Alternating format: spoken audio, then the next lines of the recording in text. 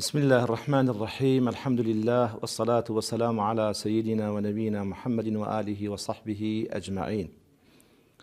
پێشێکی بەخێرهاتنتان عەرزەکەم بەخێر بن یاخوا. پێش هەموو شتێک ئەو شتەی کە ڕوویە لە تورکیا بە ناوی کوردوتا هەژناوێکی لێنەی هەر کەسێک کە بێتی و هەر دەستێکی لە پشتەوە بێکارێکی زاڵمانە بوو.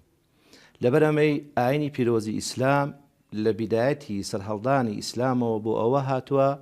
کە ئاوەدانی و عیمران لە وڵاتە بەرقەرار بێت و منهەجی میتۆدی ئەسڵی پێغەمبەری ئیسلام صلی الله عليه وسلم بۆ ئەوەیە کە خەڵقەکان هەمی پێکەوە بژین دوور لە هەموو کێشە و تند و تیژیەک بن. ئاوەدانی وڵات و پێشڕەفتی وڵات و خزمەتکردن لە وڵاتە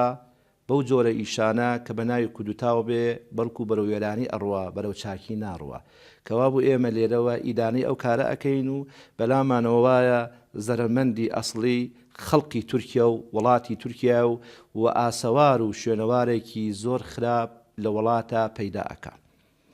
ئەوەی کە من ملاحەزەم کە دەبێ و خۆم بە چاوی خۆم دیبێتم خزمەتی کردووە. پێغەمبەری ئیسلامی دەفەرمێ صلی الله عليه وسلم خەیر الناس ئەنفعهم للناس،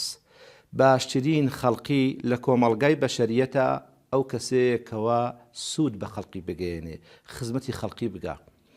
ئەگەر ملاحەزەی ئەم فرمودەیە بفەرمووی پێغەمبەری ئیسلام صلی الله عليه وسلم نەیفەرمووە خەیر الئیسلام، بە خەیر الناس ناوی بردووە. ناس واتە مرۆڤ بەشەر، هەر دینێکی هەبێ، هەر فکرەیەکی هەبێ، هەر عەقیدەیەکی هەبێ، مادام خزمەت دەکا، خزمەت بە کۆمەڵگای بەشەریەت دەکا، خزمەت بە وڵاتە ئەکا، خزمەت بەو شارە ئەکا، خزمەت بەو ئوسرە و خانەوادەیە ئەکا، لە لای ئیسلام بە ئینسانێکی چاک هەژمات دەکرێت. هەر کەسێک کە خزمەتی کرد ئێمە ناڵین هەمووی کەماڵە و تەواوە، چونکی کەماڵ و تەواوبوون لە بۆ خوایە. هەمومان ئێمە مرۆڤین بەشەرین، کەم و کوڕیمان زیاد یا کەم دەبێت. دەرکردنی خەڵقی لە ڕێڕەوی ئەهلی سوننە و جەماعە کارێکی قورسە، دیراسەیەکی وردیەوێ، ئەبێ بە پێوەری عەدلی قورئانی و فەرموودەی پێغەمبەری خوا صلی الله عليه وسلم هەڵی سەنگێنی و خەڵقی پسپۆر لەو بوارەدا زانایانی دین بە کۆی دەنگی دەتوانن جەماعەتێک، لیستێک، قایمەیەک، گروپێک، تاقمێک لە ئەهلی سوننە و جەماعە دەربکەن. مؤتەمەرێکە بوو لە پایتەختی شیشان، لەوێ بە کۆی دەنگی زانایان وتیان فکرەی تونڕەوی، فکرەی کە ناویان نا بە سەراحەت سەلەفیەت وەهابیەت لە ڕێڕەوی ئەهلی سوننە و جەماعەتیان دەرکردن. بۆ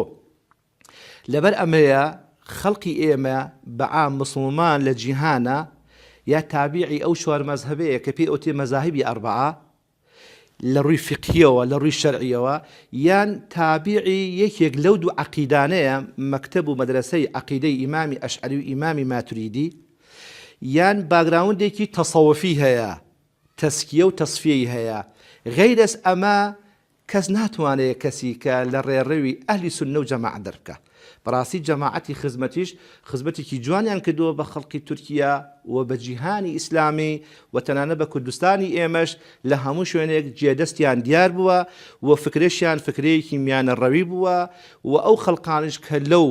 لیستەیە یا لەو بزوتنەوەیە ئیشیان کردو و خزمەتیان کردووە، یان شافعی بوون، یان حەنەفی بوون، یان مالیکی بوون، یان ئەحمەدی بوون و ڕێڕەوی عەقیدەشیان یەکێک بۆ لەو دوو مەکتەبە. کەوا بوو ئەو کارە کارێکی هەروە ئاسانیە لە ڕوانگەی ئیسلامەوە، کارێکە کە ئەبێ هەموو ئیسلام و بە تایبەتی مامۆستایانی ئاینی، زانایانی ئاینی خۆی لێ بپارێزین. بەڕاستی ئەو فکرێکی خەتەرە کە هەر کەسێک بوو بە ناحەزمان ئێمە لە ڕێڕەوی ئەهلی سوننە و جەماعەت دەری بکەین. لە حەقیقەتە ئەگە بگەڕینەوە بۆ مێژووی ئیسلام، سەرهەڵدانی بیری تەکفیری دەگەڕێتەوە بۆ خەواریجەکان. خەواریجەکانی سەردەمی حەزەتی عەلی لە 37 کۆچیەوە، ساڵی 37 کۆچیەوە دەستی پێکرد کەسایەتی مەزنی ئیسلامی وەکو حەزەتی ئیمامی عەلی، ئەو کەسایەتیە گەورە کە خەلیفەی موسڵمانان بوو، تەکفیریان کرد. شوێنکەوتوانی ئیمامی عەلیان بە کافر لە قەڵەمدا تەکفیریان کردن و لەوە هاتوتە خوارەوە هەتا ئەم سەردەمەش کە من و تۆتیا ئەژین مسلمانان بەدەست ئەم بیر و باوەڕ و ئەم فکرەوە دەناڵێنن. خەتەری بیری تەکفیری لەمەوە سەر هەڵئەدا ئەو فکرێ کاتێک کە لە مێشکە تەسبیت بوو فکری تەکفیرکردنی خەڵقی دێتە سەر زار و زبانی بە زبان ئیعلانی ئەکا لە ڕاگەیاندنەکانە فلان تاقم فلان گروپ فلان جەماعەت کافرە تەکفیریەکە لە دوای ئەوە کە ئیعلانی کرد و جورئەتی بە خۆی دا کە بە زبان بیڵێ دێتە ناو دەست کە هاتە ناو دەست هەیە دەسەڵاتی نییە لەو شوێنەدا ئیجراء لەگەڵ کافرەکانە بکا بە قەولی خۆیان بەڵام هەیە دەسەڵاتی هەیە وەکو ئەبینین ئەو گروپە تەکفیریەکان لە عالەمی ئیسلامیە کە خەڵقی سەد ئەبڕن خەڵقی دەکوژن و ئیجراءاتی تون لەگەڵ ئەو کەسانە ئەکەن ئەم فکرەیەکە لە لای هەر کەسێک هەبێ لە هەر مەبدەئی هەر کەسێکا هەبێ لە مێشک و بۆ چوون و دیدی هەر کەسێکا هەبێ دەسەڵاتی هەبوو نایڵێ مقابلەکەی بژی بیکوژێ ئەگە بۆی بکرێ ئەگە بۆی نەکرا سجنی دەکا ئەگەر بۆیشی نەکرا حیاتی سەرەکی لە ژیانی ئەو کەسە وەرئەگرێتەوە لەبەرچی لەبەر ئەمریکاوا تەکفیری کردووە کەوا بوو ئەگەر ئێمە بێنین بگەڕینەوە بۆ سەردەمی پێغەمبەری خوا صلی الله عليه وسلم بەسەر مەوزوعی تەکفیر خۆشەویست کاتێک کە تەشریفی لە مەکەوە هاتە مەدینە لە مەدینەوە چووە بۆ مەکە لە عالەمی ئیسلامی ئەو سەردەمەدا نەبیستاوە لە وتارێکیە لە بەیاننامەیەکیە لە لیقائێکیە لە لێدوانێکیە ئەوانەی کە بە واقعیش کافر بوون لەگەڵیشی ژیاون لەو شار و لە وڵاتە کافری نەکردون لە کتێبە ئەفەرمێ بە حەدێک ئەم لەفزە ناشرینە ناشیاوە کە موسڵمان بەکاری بێنێ پێغەمبەری ئەکرەم صلی الله عليه وسلم هەرگیز لە خیتاب و قسەکردنی لەگەڵ بێباوەڕان لەگەڵ کافرانی مەکەش و مەدینە نەیوتوە ئەی کافر نەیفەرمووە قەت بە بێباوەڕەکان بە مەسیحیەکان بە جوولەکەکان بە ئەدیانەکانی تر بە مەجووسیەکان بە موشریکەکان فەرمیتی یا ئەخەل عەرەب یعنی ئەگەر کەسی خۆی بە مسلمان بزانێ و شوێن منهەجی ڕاستی پێغەمبەری خوا بکەوێ صلی الله عليه وسلم قەت جورئەت بەوە نادا حتا نەک بە مسلمان بە غێرە مسلمانیش بەم خیتابە بەم لەفزە بەم کەلیمە ناشیاوە بڵێ ئەی کافریان حکمی تەکفیری بە بە مسلمانەکانی گوتووە یا ئەخەل ئیسلام بەو عەرەبانەی کە بێدین بوون کە لە ڕێڕێوی حەقیقەتی ئیسلام لایەنداوە مەسیحی بوون جوولەکە بوون مشریک بوون بتپەرست بوون هەر ئەدیان لەو سەردەمە بوو بێ هەرگیز پێغەمبەری خوا صلی الله علیه وسلم نە لە خوتبەکانیا نە لە قسەکردن و حیوار لەگەڵیانە وشەی تەکفیر و وشەی کافری بۆ بەکار نهێناون منهەجی ڕاستی دروستی ئێمەش کە خۆمان بە مسلمان ئەزانین ئەو منهەجە ڕاستەیە کەوابوو ئەگەینە ئەو نەتیجەیە کە بەکارهێنانی ئەم وشە بۆ هەر جەماعەتێک بێت بۆ هەر کەسێک بێت بۆ هەر کەسێک کە مادام نوێش بکە بڵێ ئەشهد ئەن لا إله إلا الله وأشهد أن محمد رسول الله حرامە و خۆشی پێ کافر ئەبێت بەڵگەم بەمە کە ئەڵێم هەر کەسێک تەکفیری مسلمانێ بکە خۆی پێ کافر بێ حەدیثێکی صحیحی پێغەمبەرمان هەیە صلی الله عليه وسلم خۆشەویست دەفەرمێ هەر کەسێک بە هەر کەسێک بڵێ کافر ئەگەر کوفریتیانە بوو کوفرەکە ئەگرێتەوە بۆ ئەو کەسەی کە حکمی تەکفیرەکەی یاوە من ئەگەر خوای نەکردە بە کەسێک بڵم کافر کوفریتیا وجود نەبێ و عەقیدە و بیرباوەڕی بە ئیسلام هەبێ کوفرەکە ئەگرێتەوە بۆ خۆم و خۆمی پێ کافرە بم کەوا بوو نەتیجەکە ئەوەیە هەر جەماعەتێک هەر حکوومەتێک هەر فکرەیەک هەر منەظەمەیەک خەڵقی کافر کرد خەڵقی مسلمانی کافر کرد دڵنیابێ کە ئەوە زوڵمێکی لە خۆی کردووە و خەتەرێکی زۆر گەورەیە کوفرەکە دەگەڕێتەوە بۆ خۆی خەتەرێکی تر کە لە مەسئلەی تەکفیرا ڕوئەدا مەسئلەی زوڵم و ستەمە کاتێک کە من بە شوێنکەوتوانی خۆم بە هاوبیرانی خۆم ڕانگەیان فڵان کەس یا فڵان تاقم کافرە و تەکفیریکەن ئەو کاتێ ئەم جەستەمیشی لەکەین بە ناوی ئەوە کە من مسلمانم ئەو جەماعەتە کافرە ئەو جەماعەتە لە دین دەرچوون ماڵی بەتاڵان ئەبم کە لە ئیسلامە حەرامە ئەوەتە ئەبینین ئێستا ئەو هاوبیری تەکفیریانە چی ئەکەن لە عێراقا ئافرەتی خەڵکی بە کەنیزە و بە سەبایە ئەبن مزگەوت و مەرقەد ئەتەقێنەوە وڵات کاول ئەکەن حتا زەرەیان بۆ ژینگە هەیە بۆ دار و بەر هەیە بۆ مزگەوت هەیە بۆ دین هەیە بۆ مردوەکانی ناو گۆڕەکانیش هەیە ئەمە گەورەترین ستەمە لە ئیسلامە ئەگەر بێنین ئێمە خاڵ بە خاڵ لەسەر ئەمانە هەڵوێسە بکەین کاتێکی زۆرمانەوێت لە ڕوانگای دینەوە بە بەڵگە بیسەلمێنین کە ئەزیەدانی دار بەر ژینگە ئاو هەوا تەیر خانەقا مزگەوت مەراقید ئافرەت منداڵ بێتاوان باخ و باخات ئەمانە هەمووی بابێکی فراوانە کە ئیسلام مەمنوعی کردووە چونکی کاتێک کە ئیسلام لە سەردەمی پێغەمبەری خوا صلی الله علیه و سلم تەشریفیان ئەڕۆشن بۆ غەزا ئامۆژگاری چ بوو ئەو زاتە بۆ ئەو مجاهیدانە کە ئەو شتێکی تر بوو ئێستا غەزا نییە ئامۆژگاری ئەوە بۆ پێش هەموو شتێکی فەرموو دەستان بپارێزن لە منداڵ دەستان بپارێزن لە پیرێژن و پیرەپیا و دەستان بپارێزن لە باخ و لە باخات یەکێ لە ئەسحاب لە غەزایەکە کافرێک هاتە مەیان ئەو زمانە بە شێر بووە شەڕکردنەکە و شمشێر و خەنجەر بووە کابرای کافر ئەڵێ ئەشهەدو ئەن لا ئیلاهە ئیلا الله و ئەشهەدو ئەنە محەممەد ڕەسوول الله و سەحابەکە شمشێرەکەی لیاو دەیکوژێ خبرەکان هێناوە بۆ پێغەمبەری خوا صلی الله علیه و سلم فەرمی بۆ ئەم پیاوەت کوشت مسلمان بوو تازە حرامە هەموو شتێکی لەسەر ئێمە بە وشەیە تی قوربان ئاخر ترساوە لە ترسی شمشێرەکەی من ئیمانی هێنا فەرمی هەل شەقەقتە قەلبەهو ئایا تۆ دڵی کابرا لەت کرد بزانی ئەم ئیمانە ئەم وشەیە کە بەزاریا هات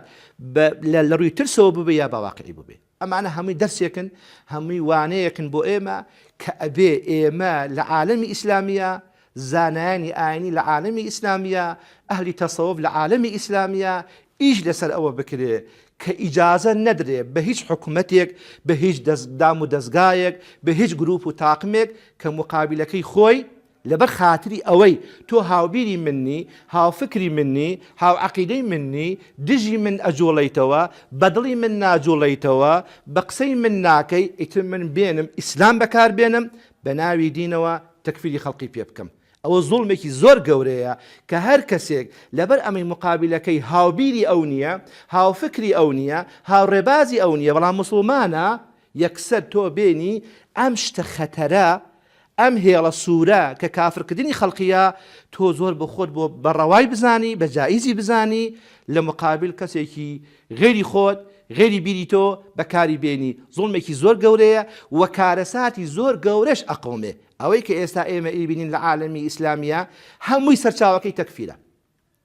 کەس لە خۆ کەس ناکوژێ تەقینەوە ناکە خۆسەر نابڕێ خەڵق سەر نابڕێ خەڵق سجن ناکە خەڵق ئیزا ئەزیەت ناکە سەروەت و سامان و دارایی خەڵق نابە ئیلا ئەو بیرەی لە مێشکایە کە مقابلەکەی خۆی بە کافردانێ بەڕاستی کارێکی خەتەرە ئەوەش کە لە تورکیا ئەکرێ برایانی خزمەت بە کافر دەرئەکرێن و لە ڕێڕەوی ئیسلام دەرئەچێ زوڵمە چونکی تۆ کەسێ نوێش بکە کەسی هاتوچی مزگەوتکە کەسێک بڵێ ئەشهەدو ئەن لا ئیلاهە ئیلا الله و ئەشهەدو ئەنە محەممەد ڕەسوول الله تۆ ناتوانی حکمی تەکفیری پێبەی هەموو کەسێک قابلی هەڵەیە هەموو کەسێک گوناهبارە ئەتوانی تۆ بە من بڵێ گوناهبار یەکی کە بە من بڵێ تاوانبار بەڵام ناتوانی پێم بڵێ کافر چونکی کوفر ئەو پەڕی نوقتەی هێڵی سوورەکەیە و هیچ شتێکی تیان نامێنێ لە حەقیقەتە موسساتی دینی ناوەکە بە ناوی خۆیەوەتی کە ئەڵێ موسساتی دینی یعنی ئەبێت دەقا و دەق بیزەبت کتومت وەکو ئیسلام بیرکاتەوە کە ئەڵێ موسساتی دینی ئەمە دەستگایەک و موسسەیەکی دینیە یعنی ئەبێت سەرچاوە و میتۆدی ئەو موسسەیە قورئان فەرموودە سەحیحەکانی پێغەمبەری خوا صلی الله عليه وسلم ڕێڕەوی ئەو چوار مەذهبە و ئەو دوو عەقیدە پیرۆزە بێت کەوا بۆ هەر موسسەیەک کە بۆ بەرژەوەندی لایەنێک بێت هەر موسسەیەکی دینی لە مەسلحەتی دام و دەستگایەکی ترا بێ هەر موسسەیەکی دینی لە خزمەتی و حکومەت و دەسەڵاتێکا بێ لە ڕێڕەوی حەقیقەتی خۆی لا ئەدا بەداخەوەی کە ئەبینێ ئێستا لە عالەمی ئیسلامیە حکومەتان و وڵاتان کە خۆیان ناو وڵاتانی ئیسلامی کاتێک کە تووشی کێشە و گرفت و مشکلەیەک دەبن لە ڕێی دینەوە ئیسفادە ئەکەن ئەوە کارێکی زۆ ناشیا و ناشەرعیە چونکە نابێت تۆ دین بەکاربێنی بۆ بەرژەوەندی خۆت و لە تەڕەفەکەی خۆتی بدەی بە ناوی دینەوە ئەوەی کە من ملاحەزەی ئەەکەم لە عالەمی ئیسلامیە هەمیشە هەروە بووە ئەو موسساتە دینیانە ئەمانەی ئێستا لە عالەمی ئیسلامیە کاتێکەوە گروپێک تاقمێک جەماعەتێک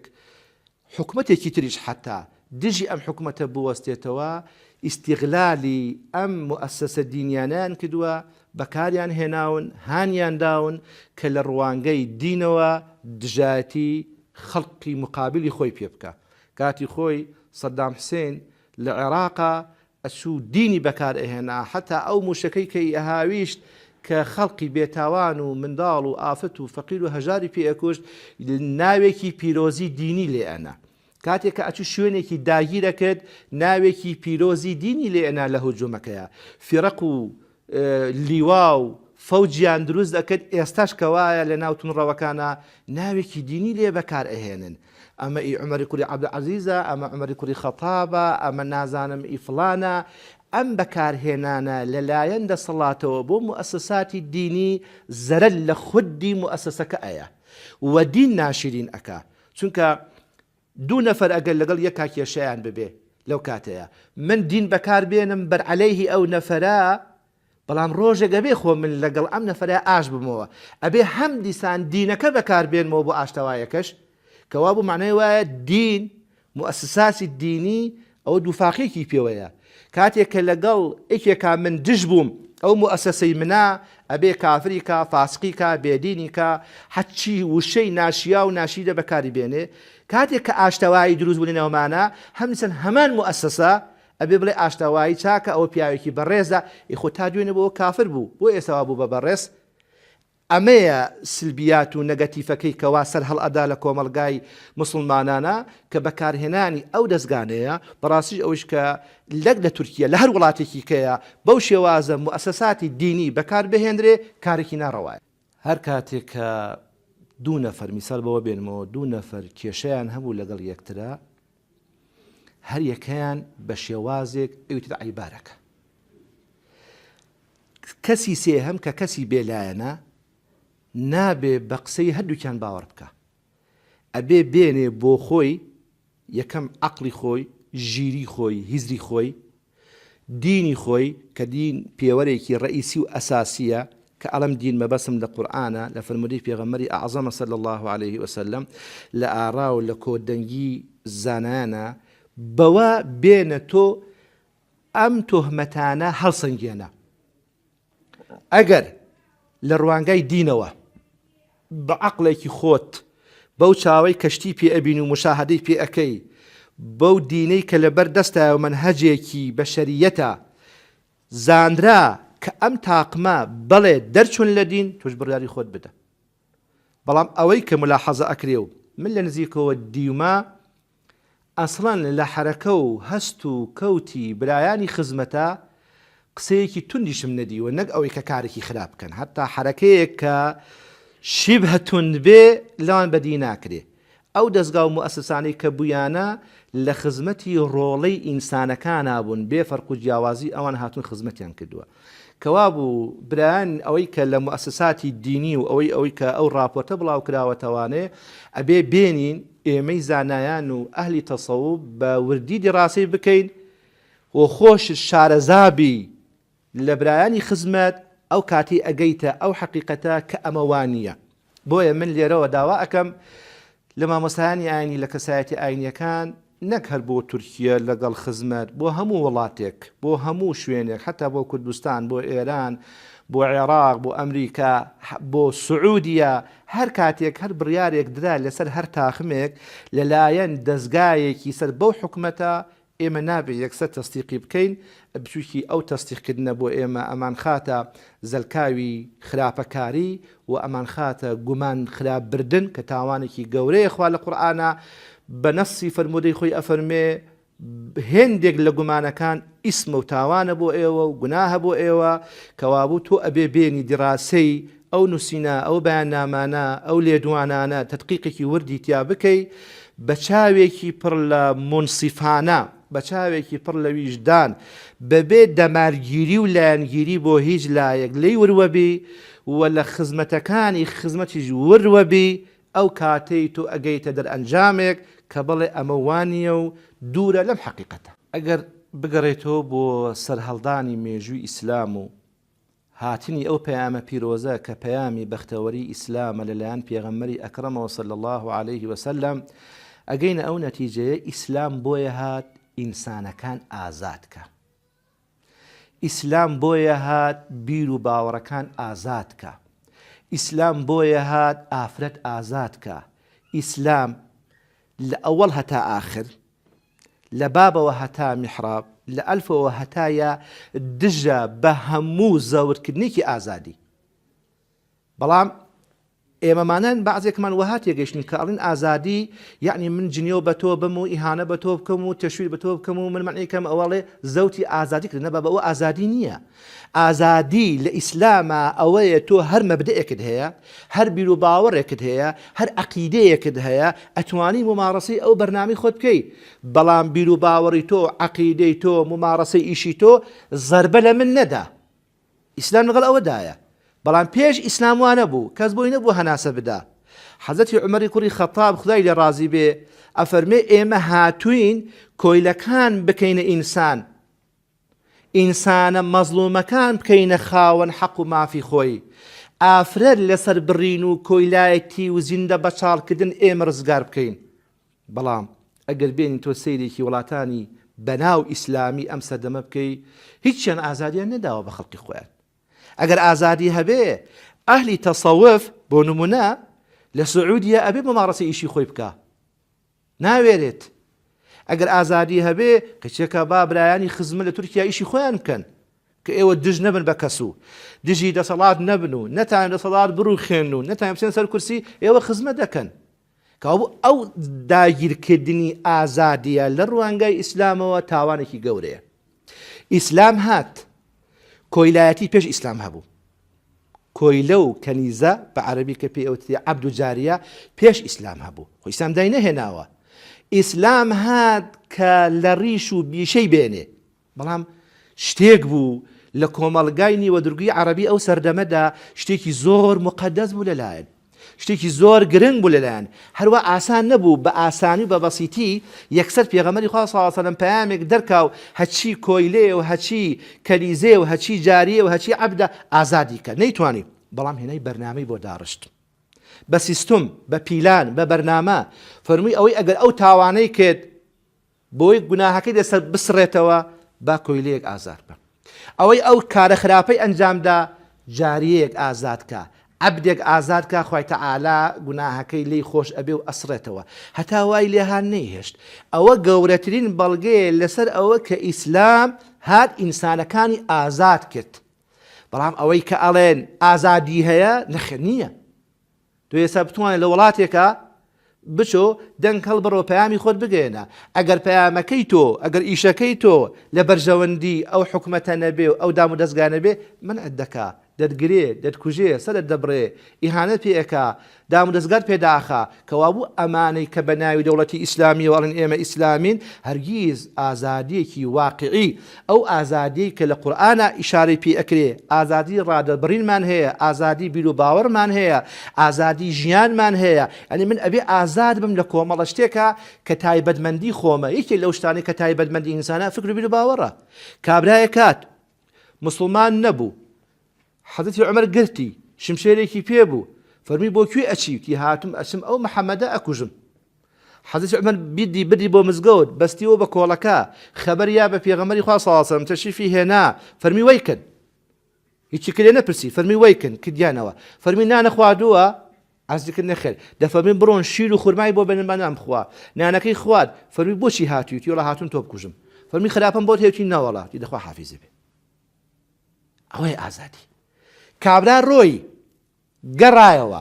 ئەمجا ئیمانی هێنا. لێیان پرسی بۆ ئەو کاتی ئیمان نهێنا؟ تی ئەو کاتی ئەگەر ئیمانم بهێنایە لەوانەیە بۆ خۆشم بمکتایە خەڵکیش بیوتایەوە لە ترسان بووە، ئەم هەموو سەحابە دەورایان داوام لە ترسی ئەوان بووە. بەڵام ئێوە منتان مەرەخەس کرد، پێغەمبەر منی عەفو کرد، منی ئازاد کرد، ئەمجا بە ئازادی خۆم، بە حوڕیەتی خۆم هاتم دینم قبوڵ کرد. نەسی قورئانە لا ئیکراهە فی الدین.